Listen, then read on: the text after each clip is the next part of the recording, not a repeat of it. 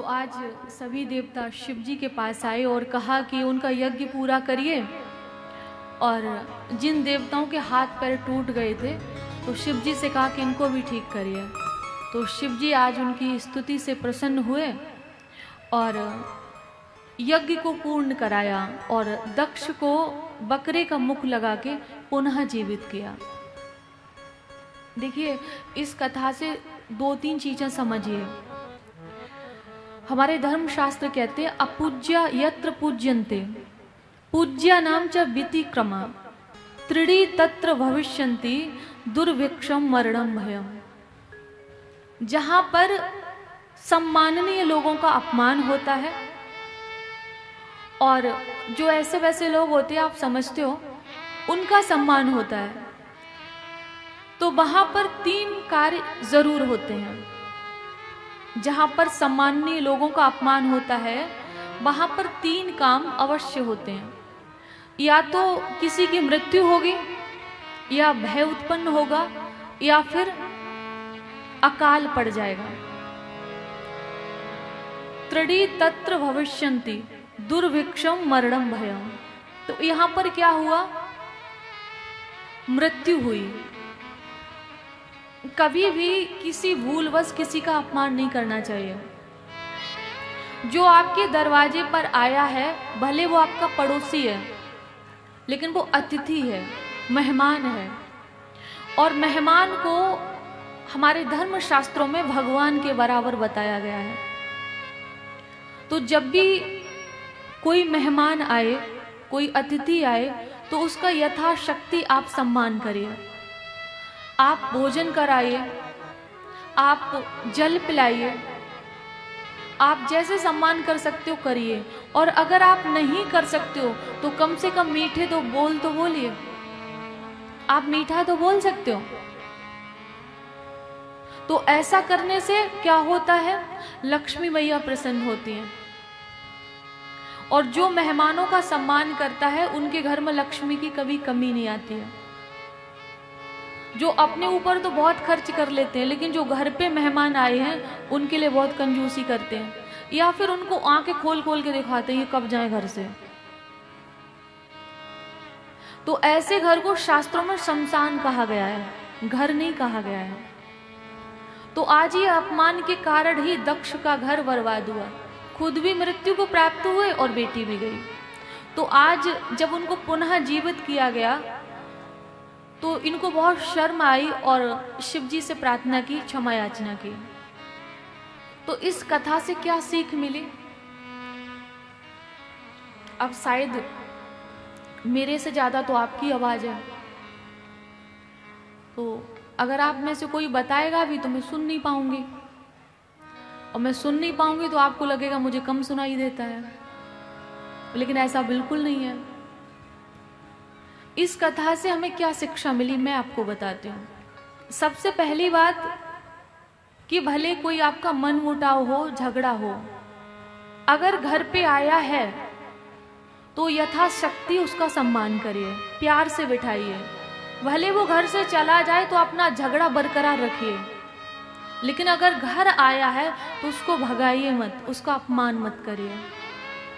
ऐसा करने से अपराध लगता है। दूसरा, कभी कोई गलती हो जाए तो उसको स्वीकार करिए।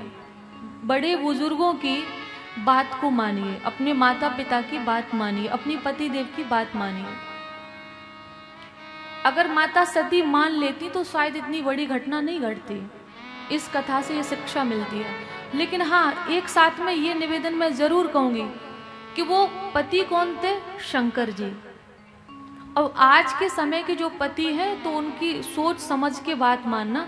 मैं ये नहीं कहती हूँ कि वो कुछ भी गलत करने को बोलें तो आप कहें साध्वी जी कह के गई आज्ञा का पालन करना है तो किसी को भी जड़ दो, कुछ ऐसा मत करना। तो ये कलयुगी पति है ना, वो शिव जी थे, वो संसार के पति थे। ये इस संसार के पति हैं और वो पूरे ब्रह्मांड के पति थे। तो आज के समय में हर तरीके के लोग हैं, तो मैं ये शिक्षा नहीं दूंगी कि वो जो भी कहें नहीं ये करना है। अगर आप उदाहरण के लिए बहुत लोग ऐसा प्रश्न करते हैं, मैं इसलिए आपसे कह रही हूँ, मेरा ये विषय नहीं है वैसे, मान लो आप शाकाहारी हैं, आप भगवान का भजन करती हैं, आपका जीवन सात्विक है, और पति कहें कि मैं नॉनवेज खाता हूं, आप बनाइए, तो मैं आपसे कहूंगी बिल्कुल मत बनाइए। अगर ऐसे में आपको जो कहना हो वो कहिए, आपको जैसे बचना हो आप बचिए, क्योंकि वो तो अपराध कर ही रहे हैं, वो तो पाप कर ही रहे हैं। आप अगर ऐसा उनके कहने पर कर रहे हैं तो ये अपराध आपको भी लगेगा, तो उसमें आप सहयोगी मत बनिए। क्योंकि जब इस संसार से आप जाएंगे ना, तो आपके साथ आपके कर्म जाएंगे, आपके साथ आपका धर्म जाएगा, वो तो इसी दुनिया में रह जाएंगे। अब बुरा ना मानो तो मैं एक बात छोटी सी बोलूं, कोई मृत्यु को प्राप्त हो जाता है तो कोई किसी के साथ जाता है। जो घर की माताएं बहनें होती हैं वो घर की दहलीज तक रह जाती हैं, जो परिवारी जन होते हैं, मित्र होते हैं, वो शमशान तक जाते हैं, और ये शरीर चिता तक जाता है। हमारे कर्मी तो ऊपर जाते हैं, तो कोई हमारे साथ नहीं जाता है। और एक बात और निवेदन करूं, अगर बुरा ना मानो, अगर ऐसा कुछ समाज में देखने को मिला हो तो बता दो कि कोई किसी के साथ मरा हो। हाथ पैर तो बहुत पटकेंगे, जब तक लोग पकड़ेंगे तब तक नहीं अब मर जाऊंगा, अब जीवित नहीं रहूंगा, और लोग छोड़ देते तो शांत बैठ जाता है, क्योंकि जोश उतनी देर का जब तक लोग पकड़े हैं, और ज्यादा छोड़ भी दो तो सर फाड़ सकते हैं, बस इससे ज्यादा कुछ नहीं होगा। तो आपके कर्म आपके साथ जाएंगे, तो आप पाप में भागी मत बनिए, सहयोगी मत बनिए, और कोशिश करिए, समझाइए उनको, धर्म के पथ पे चलने की कोशिश करिए कि वो चलें जैसे आप चल रहे हो, ये कोशिश करिए। और यही पत्नी का कर्तव्य होता है कि अगर पति धर्म से विमुख है तो उन्हें धर्म में लगाए, क्योंकि आप संसार में किसी भी क्षेत्र में देखेंगे तो माताएं हर क्षेत्र में आगे हैं।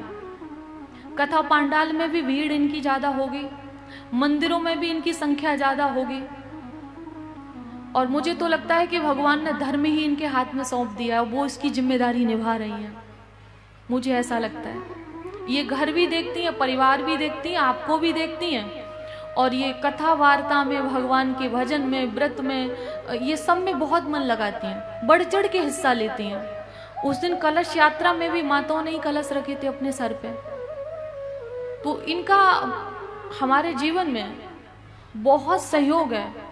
तो आप सबसे ये निवेदन है कि ऐसी माताओं का सम्मान करिए, और जो स्त्रियों का सम्मान करता है, भगवान कहते हैं कि उसके घर में कोई देवता आए ना आए, लेकिन मैं जरूर उनका बालक बन के उनके आंगन में खेलने के लिए आता हूँ, उस घर में मैं जन्म जरूर लेता हूँ।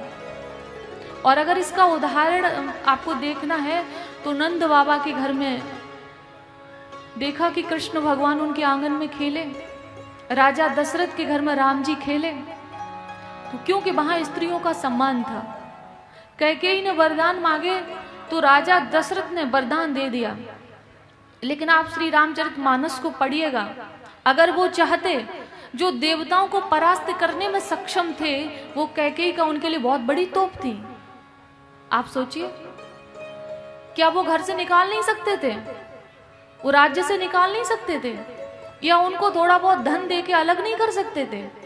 लेकिन उन्होंने अपने प्राणों का त्याग कर दिया, लेकिन उनका असम्मान नहीं किया, क्योंकि उन्होंने ये शिक्षा दी कि अगर कुछ गलती हो रही है तो स्पेस बना लो, दूरी बना लो, लेकिन उनका अपमान मत करो। और ये शिक्षा केवल एक ही लोग, आपको भी पुरुषों का सम्मान करना चाहिए। मैं ये नहीं कहती हूँ कि उनको सम्मान के लिए बोला जा रहा है और आपको अपमान के लिए नहीं, ऐसा नहीं है।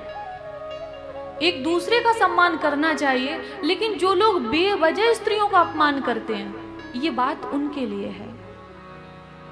तो बोलिए वृंदावन बिहारी लाल की जय।